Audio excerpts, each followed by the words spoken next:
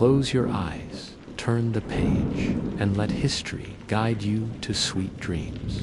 In a climate-controlled vault, deep within the Voynich Rare Book and Manuscript Library at Yale University, behind layers of security and surrounded by some of the world's most precious literary treasures, sits a book that has confounded every expert who has ever examined it. This small, unassuming volume, bound in worn vellum and filled with seemingly nonsensical text written in an unknown script, has been called the most mysterious manuscript in the world. For over a century, the world's greatest cryptographers, linguists, computer scientists, and codebreakers have attempted to decode its secrets. During World War II, the same brilliant minds who cracked the Nazi Enigma code turned their attention to this ancient puzzle and failed completely. Modern supercomputers, armed with the most sophisticated analytical software ever created, have been unleashed upon its pages, only to retreat in digital defeat. Even artificial intelligence systems that can translate dozens of languages and solve impossibly complex mathematical problems have found themselves utterly baffled by this medieval enigma. The book contains over 240 pages of text written in an elegant but completely unknown script, accompanied by hundreds of bizarre illustrations that seem to depict impossible plants, mysterious astronomical diagrams, and strange figures bathing in what appear to be elaborate plumbing systems. The drawings are executed with careful precision and obvious scientific intent, yet they correspond to nothing in our known world. The plants, if that's what they are, combine features from multiple species in ways that suggest either a completely alien botany or perhaps the fevered imagination of a medieval mystic. The text flows smoothly across the pages in neat paragraphs and organized sections, clearly following some kind of systematic structure. Statistical analysis reveals patterns that suggest it is indeed a real language rather than meaningless gibberish. Yet no linguist has been able to identify even a single word or establish any connection to any known language, living or dead. The script itself is written with consistent letter forms and clear punctuation, suggesting a practiced hand working in a familiar writing system. Yet the alphabet used appears nowhere else in human history. This is the story of the Voynich Manuscript, a book that has earned its place as perhaps the greatest unsolved puzzle in the history of human knowledge. Tonight, we shall journey together through its mysterious pages, exploring the countless theories that have been proposed to explain its origins, meeting the brilliant minds who have devoted their lives to unlocking its secrets, and perhaps, in the gentle process of our investigation, finding ourselves drawn into the same fascinating obsession that has captivated scholars for generations. What makes a book truly uncrackable? Consider for a moment the nature of human communication itself. Throughout history, every written language, no matter how ancient or complex, has eventually yielded its secrets to determined scholars. The hieroglyphs of ancient Egypt, which mystified Europeans for over 1,000 years, were finally decoded using the Rosetta Stone. The cuneiform tablets of Mesopotamia, the linear B script of ancient Greece, even the complex Maya glyphs that covered temple walls deep in Central American jungles, have all surrendered their meanings to patient archaeological investigation. Yet the Voynich Manuscript stands alone in its defiance. Carbon dating places its creation sometime in the early 15th century, making it roughly contemporary with the works of Leonardo da Vinci and the dawn of the Renaissance. This was not some primitive society struggling to develop writing systems, but a time of remarkable intellectual flowering. when scholars across Europe were rediscovering classical texts and pushing the boundaries of human knowledge in every field, from astronomy to anatomy. The manuscript's very existence seems to mock our understanding of medieval scholarship. Every other scientific text from this period, no matter how arcane its subject matter, was written in Latin, the universal language of European learning, or in one of the emerging vernacular languages that scholars can easily read today.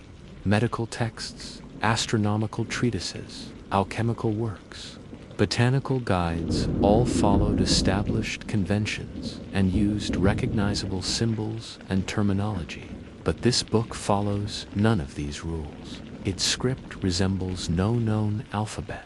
Its illustrations depict plants that seem to exist nowhere in nature. Its astronomical diagrams show celestial bodies arranged in patterns that correspond to no known system of medieval astronomy.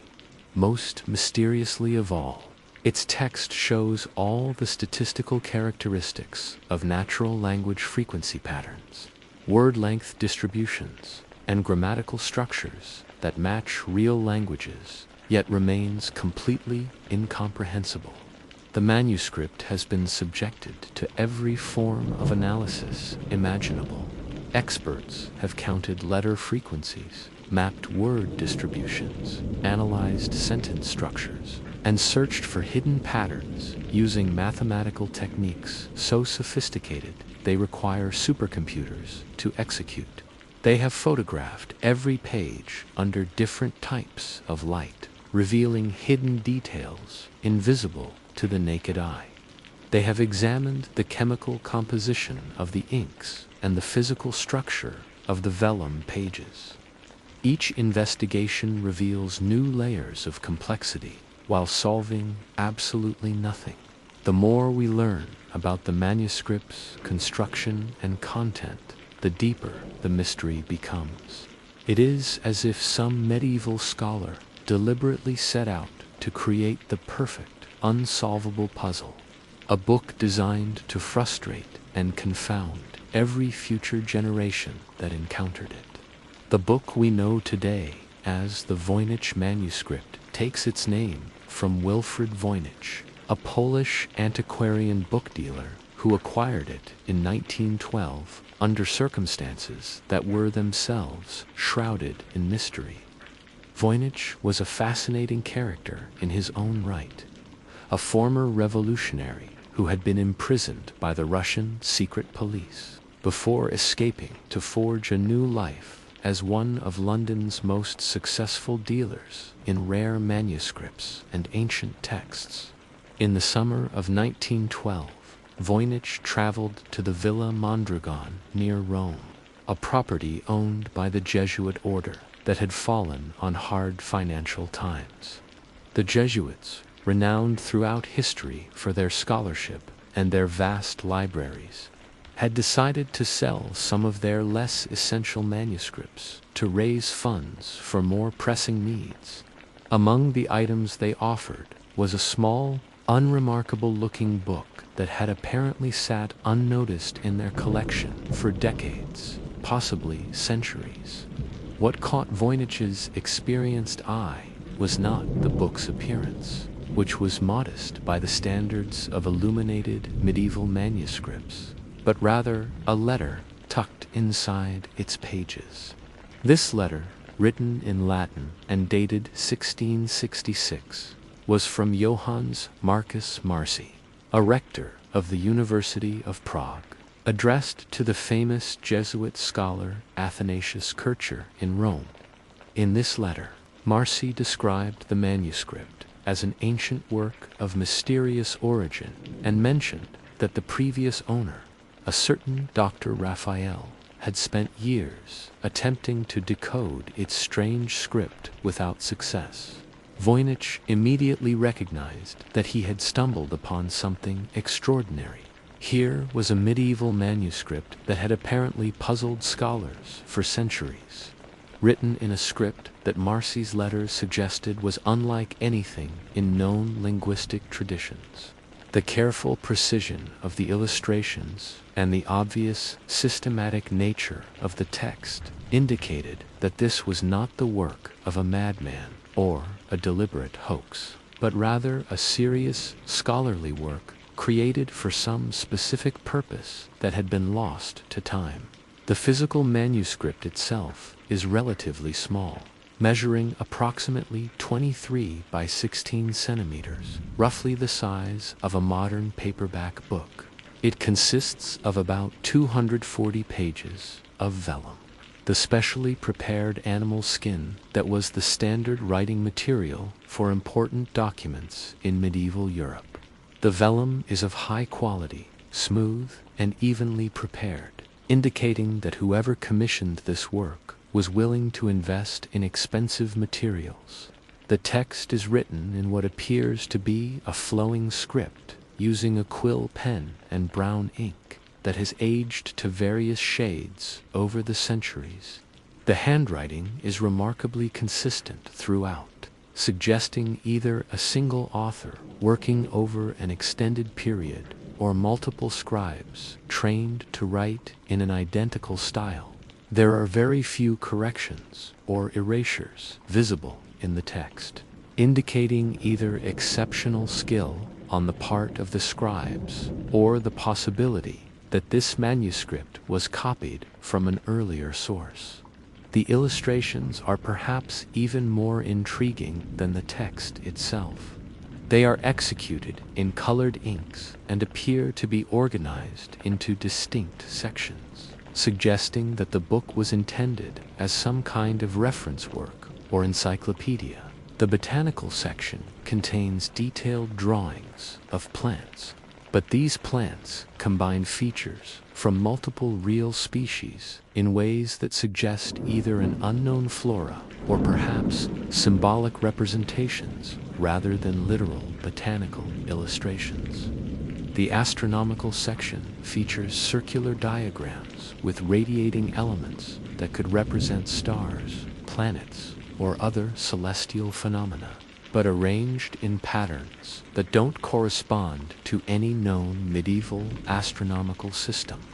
There are also sections that appear to deal with biology or medicine, featuring small human figures, often depicted without clothing, sometimes immersed in strange liquid-filled containers, or connected by elaborate systems of tubes and passages. Wealthy industrialists like J.P. Morgan and Henry Huntington were building vast private libraries, while institutions like the British Museum and the Vatican were expanding their already enormous collections.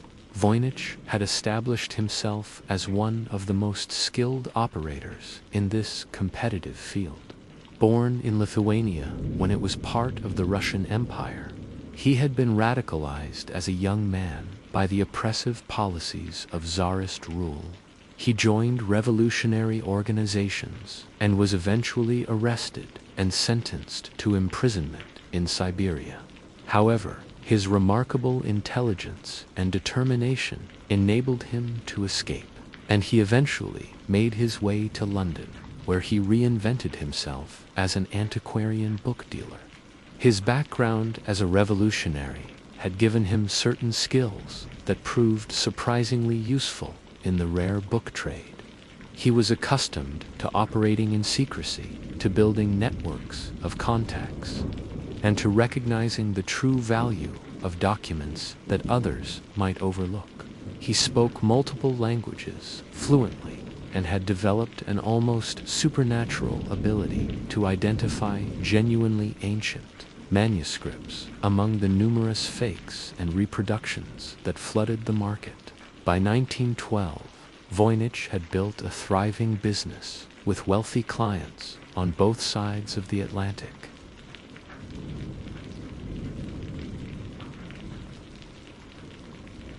Villa Mondragon itself had a fascinating history that added another layer of mystery to the manuscript's provenance. The villa had been built in the 16th century as a papal residence and had later become a center of Jesuit scholarship. The Jesuits were renowned throughout Europe for their libraries and their commitment to preserving ancient knowledge, often serving as the guardians of manuscripts that had survived from classical antiquity or the early Christian period. The fact that the manuscript had been preserved in a Jesuit collection suggested that it had been considered valuable or significant by previous generations of scholars, even if its contents remained incomprehensible. The Jesuits were not in the habit of preserving random curiosities. Their libraries contained works that they believed had genuine scholarly or historical importance. When Voynich examined the manuscript more closely after acquiring it, he found additional clues to its mysterious history. In addition to the 1666 letter from Johannes Marcus Marci, there were other annotations and markings that suggested the book had passed through many hands over the centuries. Some of these markings appeared to be attempts at translation or decipherment, indicating that previous owners had also been puzzled by its contents. Most intriguingly, there were what appeared to be ownership marks and annotations that seemed to date from different historical periods. Some scholars have suggested that these markings indicate the manuscript may have once been part of the library of Rudolf II, the Holy Roman Emperor who ruled from Prague in the late 16th and early 17th centuries. Rudolf was famous for his interest in the occult, alchemy, and mysterious ancient knowledge, and his court attracted scholars, mystics, and charlatans from across Europe. If the manuscript had indeed been part of Rudolf's collection, this would help explain how it came to be in the possession of Dr. Raphael, who, according to Marci's letter, had owned it before passing it on to Marci himself.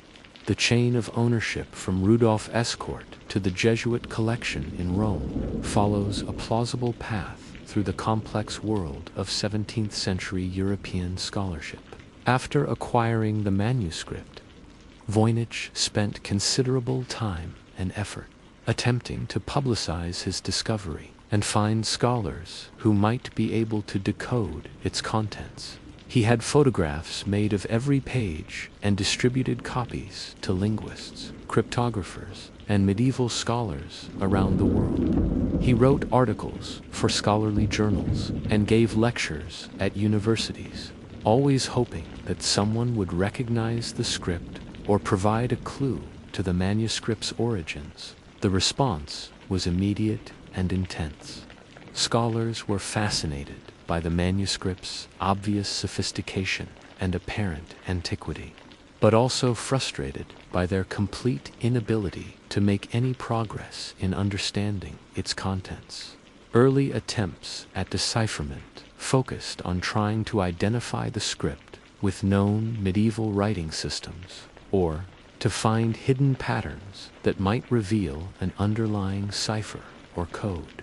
The story of the Voynich manuscript's journey through history reads like a mystery novel, filled with colorful characters, international intrigue, and scholarly obsessions that consumed entire careers. From the moment Wilfrid Voynich first revealed his discovery to the academic world, the manuscript began attracting attention from some of the most brilliant minds of the early 20th century. One of the first serious attempts at decipherment came from William Romain Newbold, a professor of philosophy at the University of Pennsylvania, who had previously achieved fame for his work on ancient and medieval texts. Newbold was a respected scholar with a particular interest in medieval science and philosophy, and he approached the Voynich manuscript with the same rigorous methodology that had served him well in previous research. In 1921, Newbold announced to the American Philosophical Society that he had successfully decoded portions of the manuscript and made a shocking discovery. According to his analysis, the text was written by Roger Bacon, the 13th century English philosopher and scientist, and contained descriptions of astronomical observations made through telescopes and microscopes centuries before these instruments were supposedly invented. Newbold's claims created an international sensation. If true, they would have revolutionized our understanding of medieval science and technology. According to his translation, Bacon had not only invented optical instruments far in advance of his time, but had used them to make detailed observations of nebulae and cellular structures that would not be officially discovered until the modern era. The scholarly world was initially receptive to Newbold's claims. His reputation was impeccable, his methodology appeared sound, and the implications of his discovery were so extraordinary that many wanted to believe they were true. Newbold spent years refining his translation and published detailed papers explaining his decipherment technique, which involved identifying tiny marks and flourishes in the manuscript S script that he believed represented a complex cipher system. However, as other scholars began to examine Newbold's work more closely, serious problems emerged. Was extraordinarily complex, requiring multiple layers of interpretation and relying on the identification of microscopic details in the manuscript that other experts could not reliably see.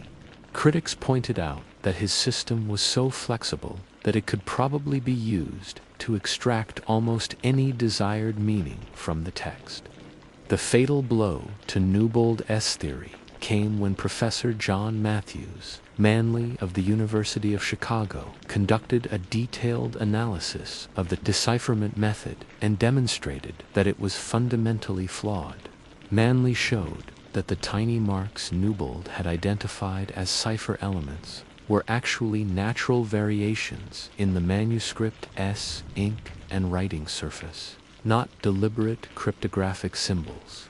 He also pointed out that Newbold's translation method could be used to extract meaningful text from completely random marks, proving that it was not a reliable decipherment technique.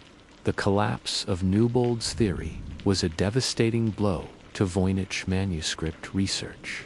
The scholarly community, having been burned by the experience of accepting premature claims of decipherment, became much more skeptical of subsequent theories. This increased skepticism was probably healthy for the field in the long run, but it also meant that many potentially valuable insights were dismissed too quickly. Following Newbold's failure, the manuscript attracted attention from a very different type of scholar. During World War II, as the Allied forces struggled to break German codes and ciphers, several prominent cryptographers turned their attention to the Voynich Manuscript as a kind of intellectual challenge. These were not medieval scholars or linguists, but professional codebreakers with extensive experience in solving the most complex encryption systems. William Friedman, widely considered one of the greatest cryptographers in American history, spent years studying the manuscript during and after the war. Friedman had played a crucial role in breaking Japanese diplomatic codes before Pearl Harbor and had helped establish the theoretical foundations of modern cryptography. If anyone could crack the Voynich manuscript's secrets, it should have been Friedman. Friedman approached the problem with characteristic thoroughness, assembling a team of experts and applying the same statistical and analytical techniques that had proven successful against enemy codes. He had the entire manuscript photographed at high resolution and created detailed frequency analyses of every character and symbol. He mapped the distribution of words and phrases, looking for the telltale patterns that would reveal hidden structure. What Friedman discovered was both fascinating and frustrating. The manuscript's text showed all the statistical characteristics of natural language. including appropriate distributions of word lengths, letter frequencies, and grammatical structures. This strongly suggested that it was not a simple cipher or code, which would have produced different statistical patterns. However, the text also showed some unusual features that didn't match any known language family. After years of intensive study, Friedman reluctantly concluded that the manuscript might be written in an artificial language, perhaps created by its author for philosophical or mystical purposes. He theorized that medieval scholars, influenced by mystical traditions that sought to discover the perfect or original language of humanity, might have attempted to construct new languages based on their understanding of divine or natural principles. This theory had the advantage of explaining why the text showed language-like properties while remaining completely incomprehensible. An artificial language created according to esoteric principles might follow grammatical rules that seemed logical to its creator, but would be impossible for modern scholars to reverse engineer without understanding the underlying philosophy. Throughout the 1950s and 1960s, the manuscript continued to attract attention from amateur cryptographers and enthusiastic scholars, many of whom proposed increasingly elaborate theories about its origins and meaning. Some suggested it was an ancient medical text describing treatments unknown to modern science. Others proposed that it was an alchemical work containing the secrets of transmuting base metals into gold. A few even suggested extraterrestrial origins, pointing to the manuscript's bizarre illustrations as evidence of alien botanical and astronomical knowledge. As the 20th century progressed and the Voynich Manuscript's fame spread beyond academic circles, it began to attract a peculiar breed of intellectual adventurer, the independent researcher who became completely obsessed with solving its mysteries. These individuals, often highly educated but working outside traditional academic institutions, devoted enormous amounts of time and energy to developing their own theories about the manuscript's origins and meaning. One of the most persistent and influential of these researchers was Leo Levitov, a man whose background seemed almost perfectly suited for tackling the manuscript's mysteries. Levitov was a polyglot who spoke numerous languages fluently, a scholar of medieval history with particular expertise in religious and mystical traditions, and a cryptographer with experience in both military and civilian applications. In the 1980s, Levitov announced that he had finally solved the Voynich Manuscript puzzle. According to his analysis, the text was written in a medieval Romance language, but using a special script designed to conceal its contents from casual observers. More provocatively, Levitov claimed that the manuscript was actually a religious text belonging to the Cathars, a Christian sect that had been declared heretical and violently suppressed by the Catholic Church in the 13th century.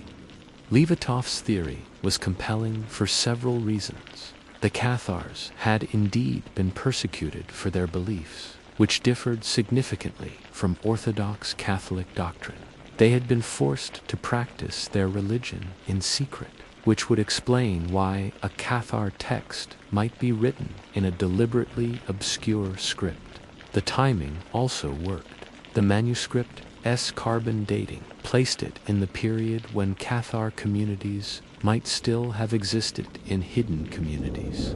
According to Levitov's translation, the manuscript contained Cathar religious ceremonies and theological discussions, including descriptions of ritualistic practices that would have been considered deeply heretical by medieval Catholic authorities. The mysterious illustrations, he argued, depicted symbolic rather than literal subjects, representing spiritual concepts according to Cathar mystical traditions. Levitov's work attracted considerable attention, both from serious scholars and from popular writers interested in medieval mysteries. His theory provided a coherent explanation for the manuscript's existence and offered a historically plausible context for its creation. Unlike many previous theories, Levitov's claims could be tested against historical knowledge about Cathar beliefs and practices. However, when medieval historians and linguists examined Levitov's work in detail, they found significant problems. His decipherment method, while less obviously flawed than Newbolt's, still relied on subjective interpretations and assumptions that other scholars could not replicate. More importantly, the content he claimed to have translated did not match historical knowledge about actual Cathar theology and practices. Experts on medieval religious movements pointed out that Levitov's supposed Cathar text included elements that were completely unknown from genuine historical sources about the sect. If the manuscript really contained authentic Cathar material, it should have provided new insights that were consistent with established historical knowledge, not completely contradictory information. The pattern was becoming depressingly familiar. A brilliant researcher would spend years developing an elaborate theory about the manuscript, announce a breakthrough that seemed to solve all the mysteries, and then watch their work crumble under detailed academic scrutiny. Each failure made the scholarly community more skeptical of future claims, but also more fascinated by the manuscript's apparent immunity to ventional analytical techniques. During the 1990s, the advent of computer technology opened new possibilities for Voynich manuscript research. For the first time, scholars could apply sophisticated statistical analysis to the text, examining patterns and relationships that would have been impossible to detect through manual analysis. Computer scientists began developing specialized software designed specifically for analyzing unknown scripts and languages. One of the most ambitious computer-assisted studies was conducted by Gordon Rugg, a researcher at Keele University, who approached the manuscript from a completely different angle. Rather than trying to decode the text, Rugg attempted to determine whether it could have been created as a hoax using techniques available in medieval times. Rugg's research focused on a device called a cardan grill, a piece of paper or parchment with holes cut in it that could be placed over a blank page to guide the placement of text. By using multiple grills with different hole patterns, a hoaxer could create text that looked systematically organized and followed consistent rules, even though it was actually meaningless. To test this theory, Rugg created his own cardan grills based on medieval examples and attempted to reproduce text that matched the statistical characteristics of the Voynich manuscript. His results were remarkably convincing, using relatively simple techniques that would have been available to any educated person in the 15th century. He was able to create text that looked very similar to the manuscript's mysterious script. Rugg's work suggested that the Voynich manuscript might be an elaborate hoax, created by someone who wanted to produce a mysterious book that would appear ancient and valuable, without actually containing any meaningful content. This theory would explain why the text showed language-like properties while remaining completely indecipherable. It was designed to look like language without actually being language. The hoax theory gained considerable support from some scholars, particularly those who had become frustrated by decades of failed decipherment attempts. It provided a simple explanation for the manuscript's mysteries and removed the need to explain.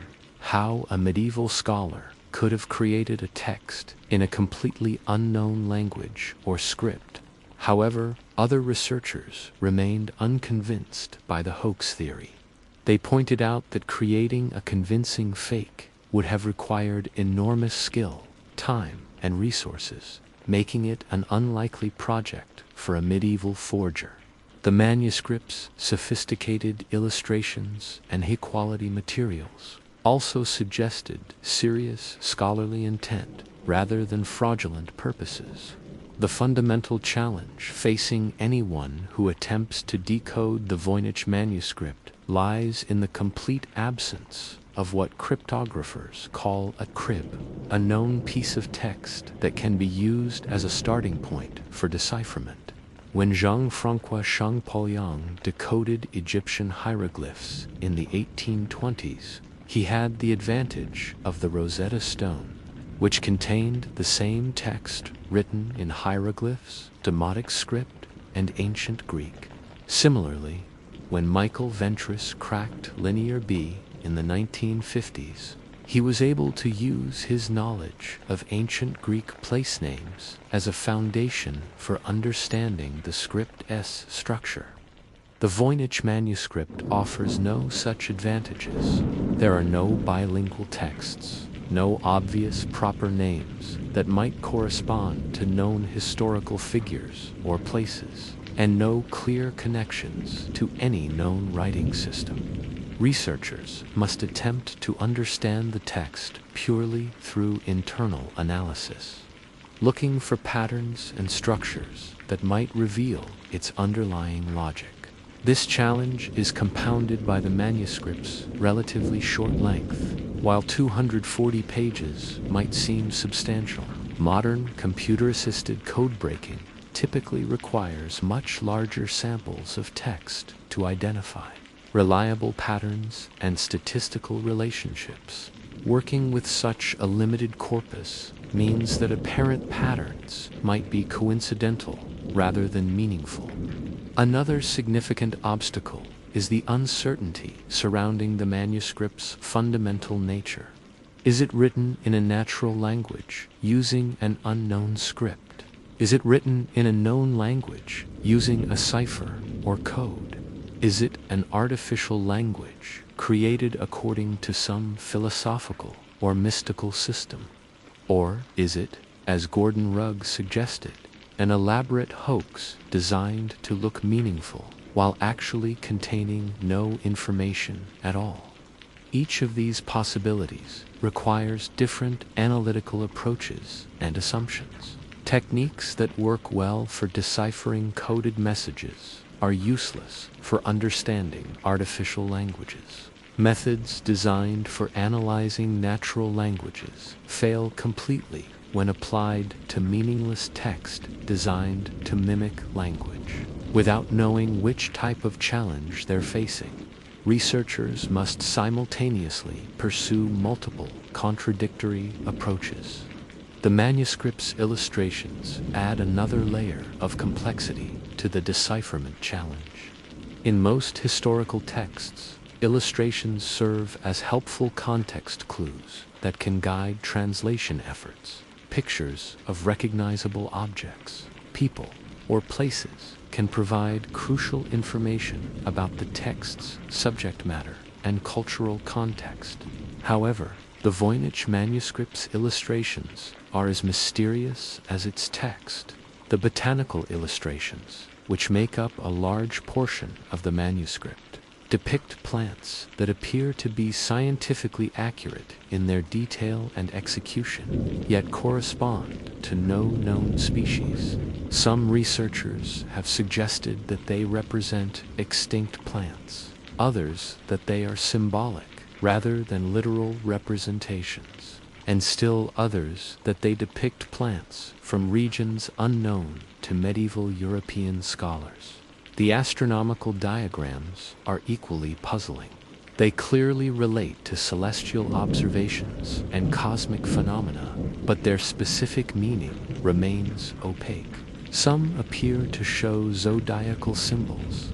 Others seem to depict planetary movements or stellar configurations, but none match established medieval astronomical traditions. Perhaps most mysterious of all are the sections containing small human figures, often depicted without clothing and frequently shown in what appear to be bathing or purification rituals. These illustrations have led to numerous theories about the manuscript's purpose, with some scholars suggesting it might be a medical text describing therapeutic treatments, others proposing it's a religious work depicting spiritual practices, and still others arguing it might be an alchemical treatise showing symbolic transformation processes. The relationship between the text and illustrations presents another analytical challenge. In most manuscripts, text and images are clearly connected, with the written content describing or explaining the pictorial elements. In the Voynich Manuscript, this relationship is far from obvious. Some sections appear to have text that might relate to accompanying illustrations, but without understanding the language, it's impossible to confirm these connections. Computer scientists have attempted to address some of these challenges by developing increasingly sophisticated analytical tools. Modern statistical analysis can identify subtle patterns in text that would be impossible to detect through manual examination. Artificial intelligence systems can process vast amounts of linguistic data to identify potential connections between unknown scripts and known languages. However, these technological approaches have revealed as many new mysteries as they have solved. Computer analysis has confirmed that the Voynich text shows many characteristics of natural language, including appropriate word length distributions, letter frequency patterns, and what appears to be grammatical structure. Yet the same analysis reveals anomalies that don't match any known language family. For example, the manuscript's vocabulary appears to be surprisingly limited for a text of its length. Most natural languages show a rich variety of words, with common words appearing frequently and rare words appearing occasionally.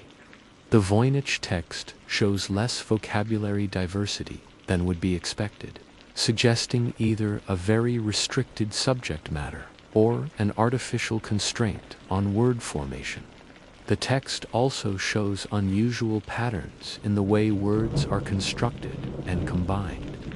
Many Voynich words appear to be built from common roots or stems, but the combination rules don't match those of any known language.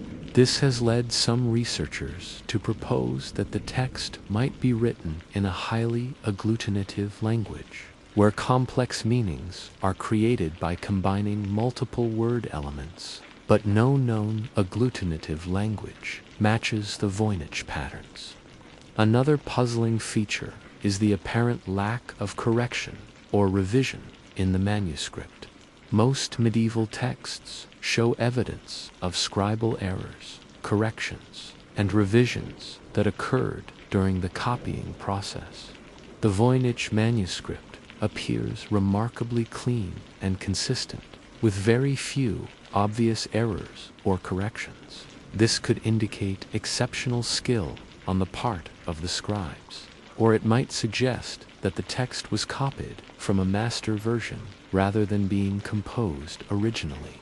As we moved into the 21st century, the Voynich manuscript began to benefit from revolutionary advances in digital technology, computer science, and artificial intelligence. For the first time in the manuscript's mysterious history, researchers had access to analytical tools that could process information at scales and speeds that would have been unimaginable to previous generations of scholars. High-resolution digital photography allowed every detail of the manuscript to be captured and preserved with extraordinary precision. Advanced imaging techniques using different wavelengths of light revealed previously invisible details and underlying sketches that showed how the illustrations were planned and executed. Multispectral imaging could separate different layers of ink and reveal the sequence in which different elements were added to each page.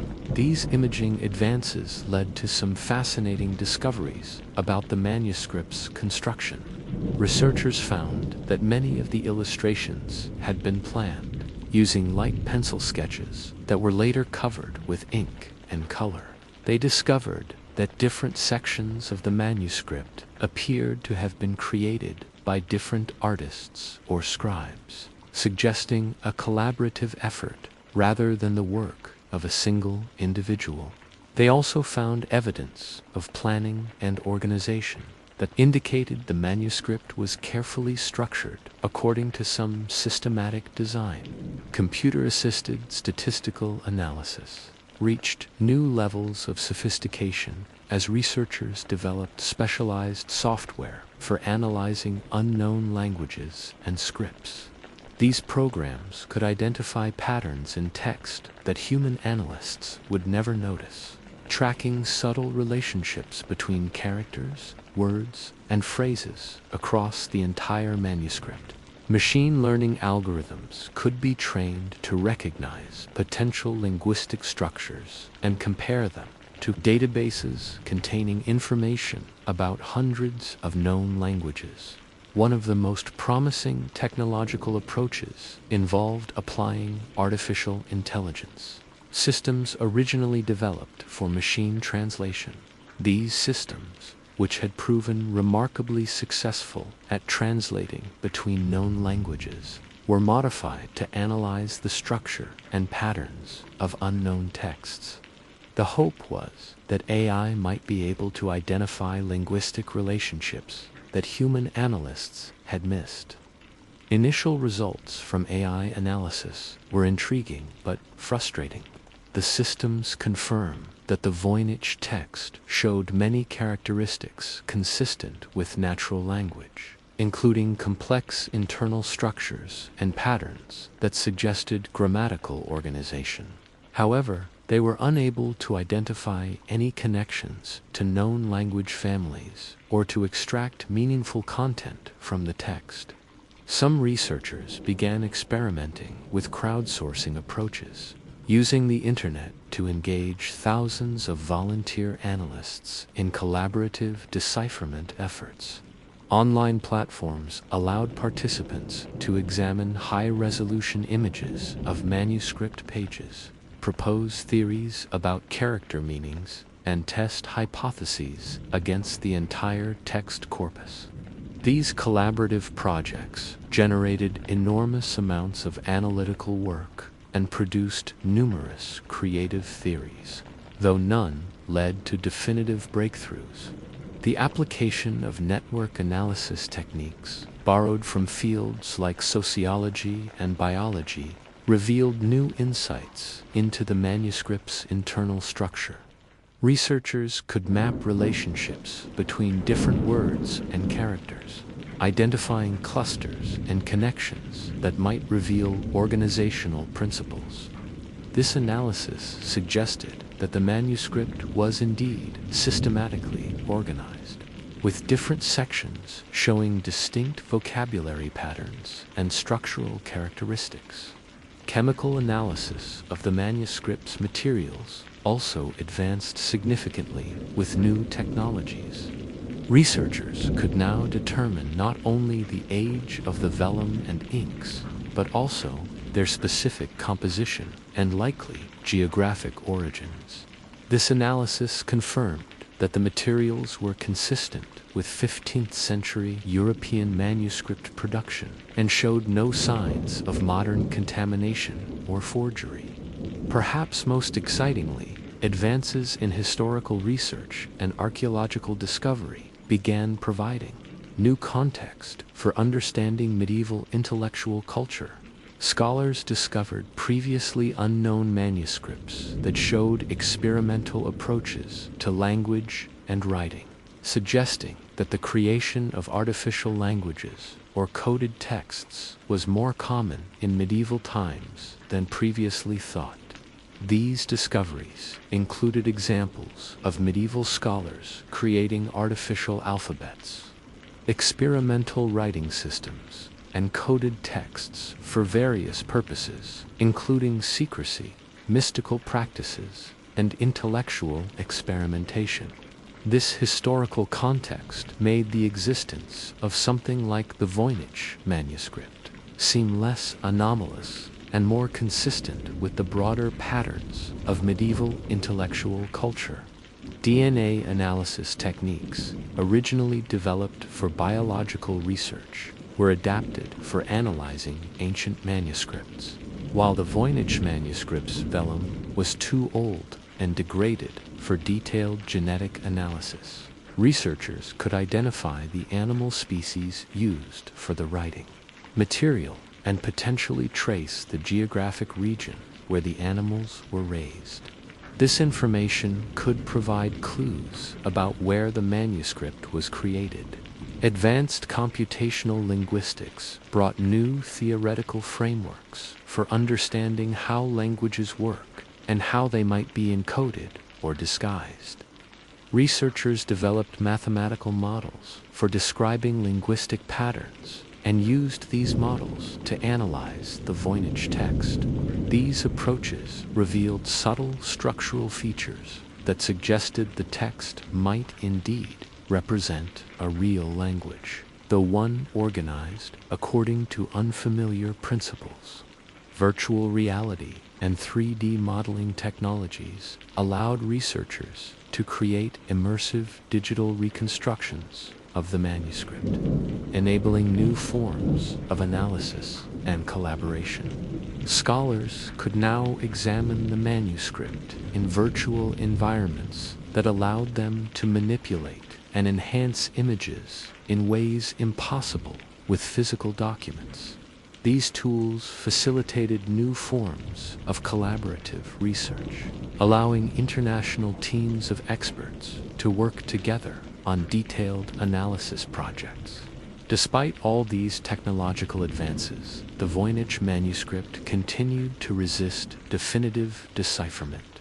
Each new analytical technique revealed additional layers of complexity and sophistication in the manuscript's construction, making it seem less likely to be a simple hoax, while not bringing researchers significantly closer to understanding its actual content. The accumulated evidence from decades of technological analysis has created a paradox. The manuscript clearly shows evidence of systematic organization, linguistic structure, and sophisticated planning, yet remains completely incomprehensible using any known analytical approach.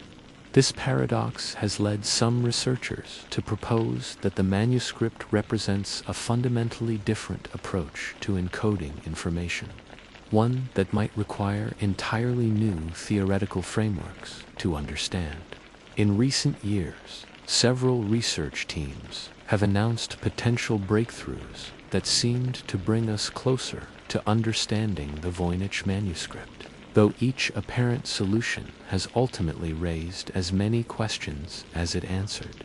These developments illustrate both the progress that modern analytical techniques have made possible and the manuscript's continued resistance to conventional approaches.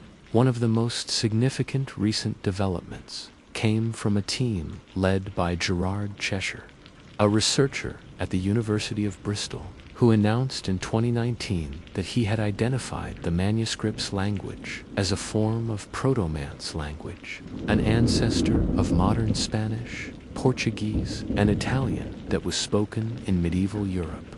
According to Cheshire's analysis, the manuscript was written using a unique, abbreviated writing system that omitted certain letters and combined others in ways that made the text appear more mysterious than it actually was.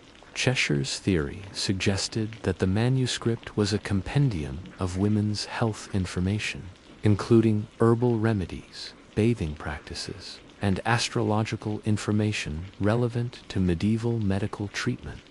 He claimed that the mysterious plant illustrations represented real species that were known to medieval herbalists, but had since become extinct or fallen out of use.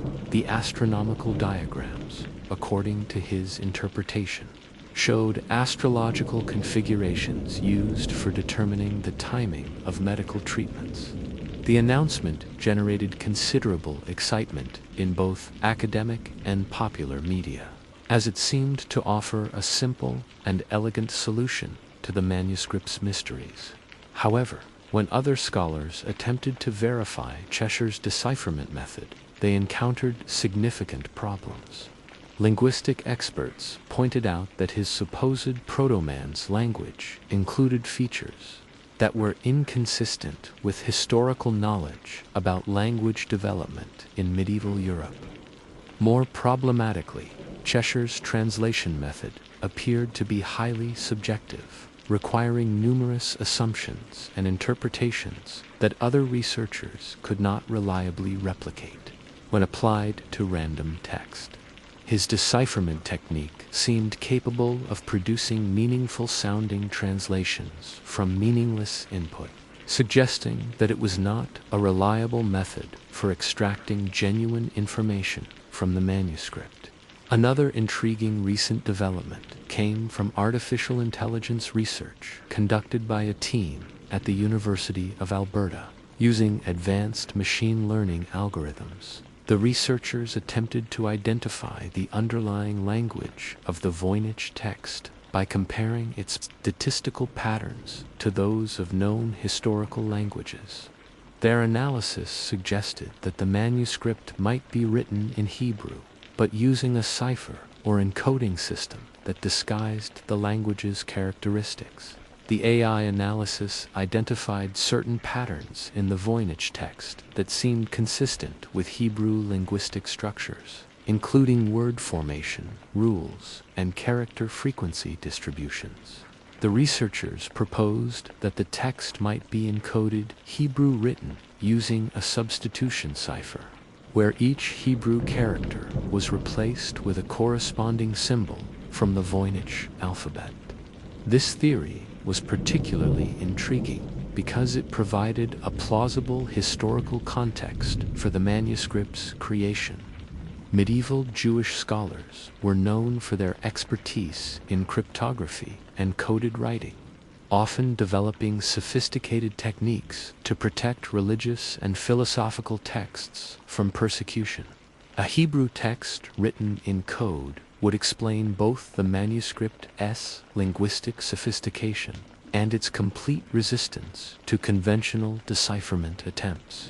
However, attempts to apply this theory to actual translation of the manuscript text have not yet produced convincing results. While the statistical analysis suggested Hebrew-like patterns, researchers have been unable to identify a consistent cipher system that would allow systematic translation of the text. The complexity of potential Hebrew encoding systems means that even if the theory is correct, decipherment might require enormous computational resources and sophisticated cryptographic techniques. Meanwhile, other researchers have continued to pursue entirely different approaches to understanding the manuscript. Some have focused on the illustrations rather than the text, attempting to identify cultural and artistic influences that might reveal the manuscript's geographic and temporal origins. This research has identified possible connections to various medieval artistic traditions, including Islamic, Byzantine, and Western European styles, but has not yet led to definitive conclusions about the manuscript's provenance. Archaeological research has also contributed new insights by uncovering medieval manuscripts that show experimental approaches to writing and language creation. These discoveries have revealed that medieval scholars were more innovative and experimental in their approaches to language than previously thought, making the existence of something like the Voynich manuscript seem less anomalous. One particularly relevant discovery was a 5th century manuscript found in a monastery library that contained an artificial language created by a medieval monk for mystical and theological purposes. While this manuscript was much simpler than the Voynich text, it demonstrated that medieval scholars were indeed capable of creating completely original writing systems for specialized purposes. The study of medieval alchemical and mystical traditions has also provided new context for understanding the Voynich manuscript. Research into the works of medieval natural philosophers, alchemists, and mystics has revealed sophisticated theoretical frameworks for understanding the natural world that differed significantly from modern scientific approaches. These alternative intellectual traditions might provide keys to understanding the manuscript's unusual approach to organizing and presenting information. Some researchers have proposed that the manuscript represents a medieval attempt to create a universal language, or perfect writing system, based on mystical or philosophical principles that were popular among medieval intellectuals. This theory would explain why the text shows language-like properties while remaining incomprehensible, according to conventional linguistic analysis. Advanced statistical analysis has also revealed new patterns in the manuscript that might provide clues to its meaning. Researchers have identified subtle variations in writing style that suggest different sections of the manuscript were created at different times or by different scribes. They have also found evidence of systematic organization that indicates the manuscript was planned according to some comprehensive design rather than being created randomly. The application of forensic document analysis techniques has provided additional insights into the manuscript's construction. Experts trained in detecting document forgeries have examined every aspect of the manuscript's materials and construction methods, confirming that it is genuinely medieval and showing no signs of modern tampering or fabrication. Despite all these advances, the fundamental mystery of the Voynich manuscript remains unsolved. Each new discovery adds to our understanding of the manuscript's sophistication and complexity, while bringing us no closer to actually reading its contents. The accumulation of evidence suggests that whatever secret the manuscript contains, it is encoded or expressed in ways that transcend conventional approaches to language and communication. As we reach the end of our long journey through the mysterious pages of the Voynich manuscript, we find ourselves in a position that countless scholars have occupied over the past century, fascinated, enlightened about the manuscript's complexity and sophistication, yet no closer to understanding what its creators actually intended to communicate. The story of the Voynich manuscript is ultimately a story about the limits of human knowledge and the enduring power of mystery in our increasingly connected and analyzed world. In an age when we can decode the human genome, translate ancient languages with artificial intelligence, and unlock the secrets of distant galaxies, this small medieval book continues to guard its secrets with remarkable tenacity. What we have learned about the manuscript over decades of intensive study is almost as remarkable as what we have failed to learn. We know that it was created by skilled craftsmen using high-quality materials and sophisticated techniques. We know that its text shows all the characteristics of genuine language while corresponding to no known linguistic tradition. We know that its illustrations were planned and executed with scientific precision while depicting subjects that exist nowhere in our natural world. We have confirmed that the manuscript is genuinely medieval, ruling out modern hoax theories. while deepening the mystery of how such a sophisticated and unique work could have been created in the 15th century. We have traced its probable journey through some of the most fascinating intellectual circles of medieval and Renaissance Europe, from the mystical court of Rudolf II to the scholarly libraries of the Jesuit order. The manuscript has revealed to us the remarkable sophistication of medieval intellectual culture, challenging our assumptions about what was possible in an age we often think of as primitive or superstitious. The very existence of the Voynich Manuscript demonstrates that medieval scholars were capable of creating works of stunning complexity and originality, pursuing intellectual projects that we still cannot fully comprehend. Perhaps most importantly, the manuscript has shown us something profound about the nature of human curiosity and the drive to solve puzzles. For over a century, brilliant minds have been drawn to this mystery like moths to a flame, devoting enormous amounts of time, energy, and resources to unlocking its secrets. The manuscript has inspired new analytical techniques, fostered international collaboration among scholars, and pushed the boundaries of what we think possible in cryptography and linguistic analysis. The researchers who have dedicated their careers to studying the Voynich Manuscript have not labored in vain, even though none have achieved the ultimate goal of decipherment. Their work has advanced our understanding of medieval history, improved our analytical techniques, and demonstrated the remarkable complexity that human creativity can achieve. Each failed attempt at decipherment has taught us something valuable about the manuscript, its nature, and about the challenges of understanding truly original works. The manuscript has also served as a powerful reminder of the importance of preserving and studying historical documents, even when their immediate significance is unclear.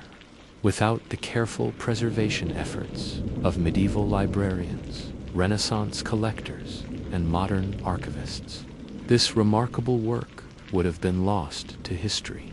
Its survival demonstrates the value of maintaining cultural institutions dedicated to preserving human knowledge and creativity. Looking toward the future, it seems likely that the Voynich Manuscript will continue to challenge and inspire new generations of researchers. Advances in artificial intelligence, computational linguistics, and digital analysis may eventually provide the key to understanding its contents.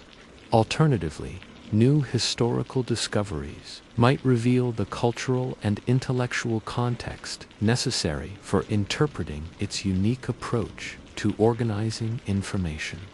It is also possible that the manuscript will never be fully decoded, remaining forever as a testament to the boundless creativity of the human mind and our capacity for creating works that transcend the understanding of even our most brilliant contemporaries. There is something deeply satisfying about the idea that some mysteries might remain permanently unsolved, providing endless fascination for future generations of scholars and dreamers.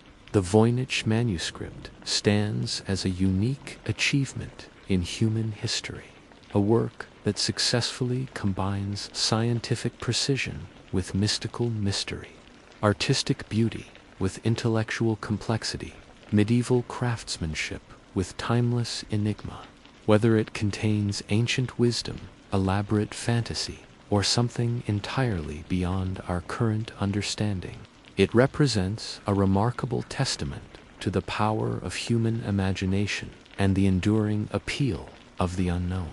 In our modern world, where information is instantly available and mysteries are quickly solved through crowdsourced analysis and artificial intelligence, the Voynich Manuscript reminds us that some secrets are worth preserving.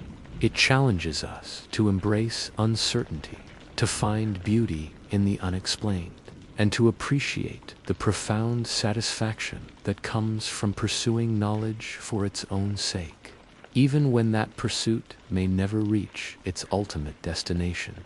The manuscript continues to rest in its climate-controlled vault at Yale University, waiting patiently for the next generation of scholars who will attempt to unlock its mysteries. Its pages, carefully preserved and digitally documented, remain as enigmatic today as they were when Wilfred Voynich first discovered them over a century ago. The strange plants continue to bloom in their impossible gardens. The mysterious astronomical diagrams continue to map unknown heavens, and the elegant script continues to flow across the pages in its eternal, incomprehensible silence. And so, dear dreamer, as the echoes of history fade and the quiet of the night settles in, may your mind find peace and your dreams take you to places even time cannot touch. Until next time, sleep well and dream deeply.